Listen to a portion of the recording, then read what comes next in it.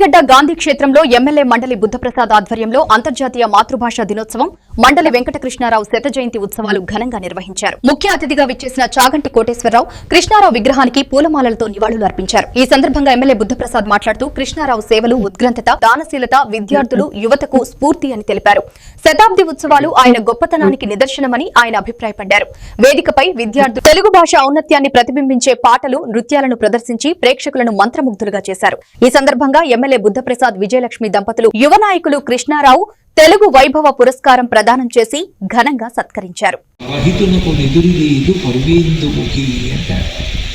ఎప్పుడూ ఇతరులకు ఉపకారం చెయ్యాలనేటటువంటి లక్షణం ఉన్నవాడు, నేను ఇతరులకు సేవ చెయ్యాలి, నా ద్వారా ఇతరులు ఏదో సేవను పొంది సంతోషం పొడాలి అని ఎప్పుడూ పరహితం చెయ్యాలని కోరుకునే వ్యక్తి ఎవరుంటాడో అతని పట్ల పంచభూతములు కూడా సానుకూలత ప్రదర్శిస్తాయి. పంచభూతములు కూడా ఆయనని ఎప్పుడూ రక్షణ చేస్తుంటాయి. సేవాభావం ఎంత గొప్పదో నిరూపించి చూపించిన మహానుభావురాలు కోతవేట దూరంలో తూర్పుగోదావరి జిల్లాలో లంకల గన్నవరం ఉంది. ఆ లంకల గన్నవరంలో డొక్కా సీతమ్మ గారు ఉండేవారు. ఆ తల్లి నిరతాన్నదంట. ఎవరొచ్చినా అన్నం పెట్టి పంపించేవారు.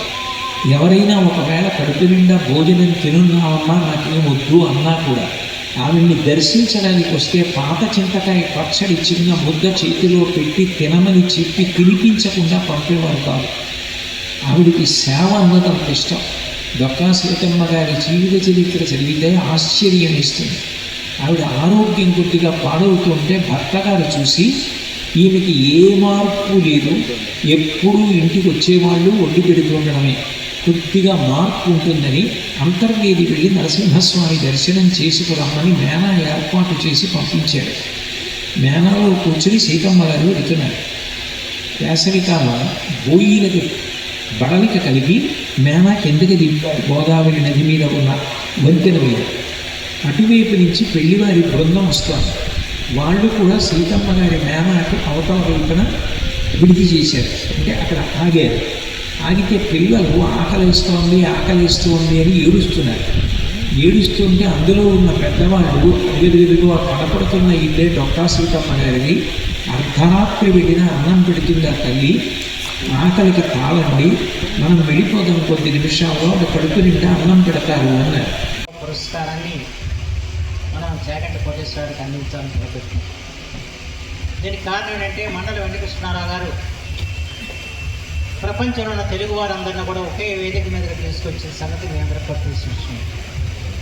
1975లో ప్రపంచ తెలుగు మహాసభలను మొట్టమొదటిసారిగా నిర్వహించి దేశ విదేశాల్లో ఉన్న తెలుగు వారందరికీ కూడా ఒక స్ఫూర్తిని నింపిన మహనీయుడి అనే సంగతి మనందరం కూడా ఎరిగిన విషయం. అంచేత ఈ రోజున తెలుగు పతాకాన్ని దశలా ఎగరేస్తున్న వారు ఎవరున్నారంటే వారిలో మొట్టమొదటిగా చెప్పుకోవాల్సిన వారు చాగంటి కోటేశ్వరరావు గారు అని చెప్పి మాత్రం మనం చేస్తున్నాం. వారి ప్రవచనాల ద్వారా ప్రపంచ పరివ్యాప్తంగా ఉన్న తెలుగు వారి అందరికీ కూడా ఒక మార్గదర్శిగా నిలుస్తూ ఇవాళ అనేక మందిని ప్రభావితం చేస్తూ సమాజాన్ని ఒక సన్మార్గంలో నడిపించాలని చెప్పి తపన పడుతున్న మహనీయుడు చాగంటి కోటేశ్వరరావు గారు. అలాంటి సమయంలో మన తెలుగు భాష కూడా అనేక సవాళ్ళను ఎదుర్కొంటుంది. ఆ సవాళ్ళను ధీటుగా ఎదుర్కొని మన భాషని, మన జాతిని నిలబెట్టుకోవాల్సిన గురుతర బాధ్యత మనందరి మీద ఉంది.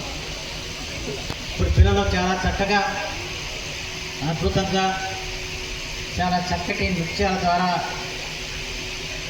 తెలుగు భాష ఔన్నత్యాన్ని, తెలుగు జాతి గొప్పతనాన్ని చాటి చెప్పారు. వారందరికీ నా హృదయపూర్వకమైన శుభాకాంక్షలు, అభినందనలు తెలియజేస్తాను.